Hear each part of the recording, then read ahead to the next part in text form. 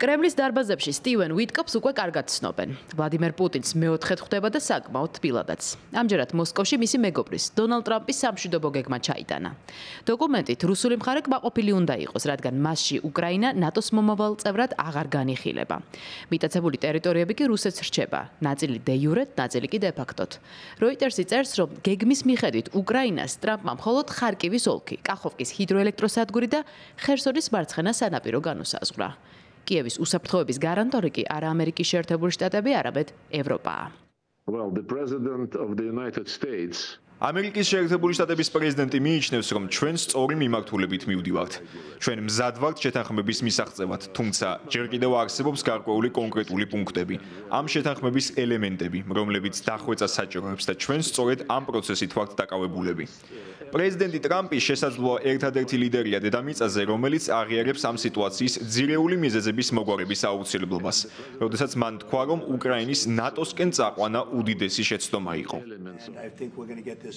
შტატების მოკავშირეები მიიჩნევენ, რომ ეს თეთრ სახლში უშვებენ შეცდომას, თუ ფიქრობენ, რომ მოსკოვთან ამ მასშტაბის დათმობებზე წასვლა პრობლემას მოხსნის. დონალდ ტრამპი კი პირიქით თვლის, რომ ეს მოსკოვი წავიდა დიდ დათმობაზე, როდესაც უკრაინა მთლიანად არ დაიპყრო.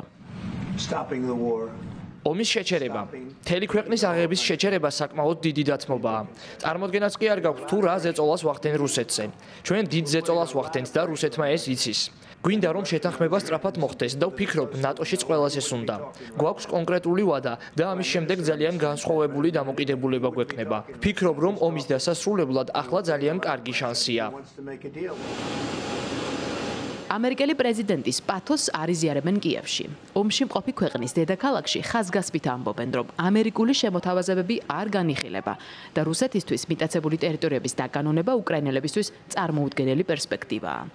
ევროპელებთან ერთად კიევი დონალდ ტრამპს ალტერნატიულ გეგმას უგზავნის. დოკუმენტის თანახმად ჯერ ცეცხლი უნდა შეწყდეს და ტერიტორიებზე მოლაპარაკებები მხოლოდ ამის შემდეგ დაიწყოს. მას შემდეგ, რაც დონალდ ტრამპმა ყირიმის არაღიარებაზე ზელენსკის რიტორიკა დაიწუნა, კიევი ვაშინგტონის გაღიზიანებას ერიდება, თუმცა ასე მოხდა, რომ ორივე ქვეყნის პრეზიდენტი ხვალ რომის პაპის დაკრძალვაზე ერთად მოხვდება. მათთან ერთად კი დასავლური კოალიციის ლიდერებიც. იტალიაში გასაუბრების შესაძლებლობა არც ერთ მხარეს არ გამოურიცხავს. ძალიან კარგად იცით ის სამი პრინციპული პოზიცია, რომელიც არაერთხელ გავიმეორეთ.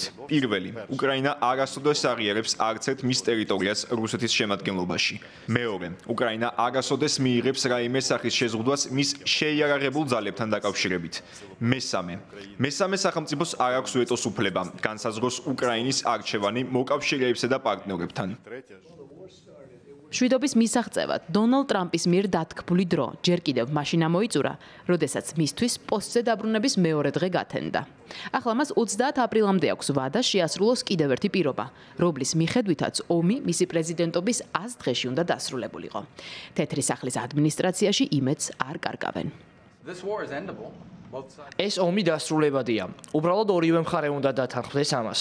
ჩვენ მათ ვუჩვენეთ გზა, განვიხილეთ იდეები, გვქონდა კარგი შეხვედრები მთელი კვირის განმავლობაში. ვუჩვენეთ მათ ფინიშის ხაზი. ჩვენ გვჭირდება რომ ორივე მათგანმა თქვას კი.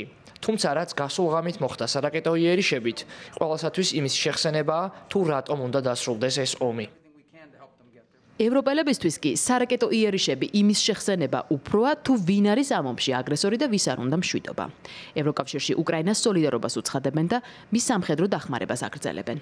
ბალტიისპირეთის, ჩეხეთის, საფრანგეთისა თუ ბრიტანეთის საგარეო კომიტეტებმა დღეს ამერიკის შეერთებულ შტატებს მიმართეს არ წავიდნენ კომპრომისებზე რუსეთთან, უკრაინის სუვერენიტეტისა და ტერიტორიული მთლიანობის ხარჯზე.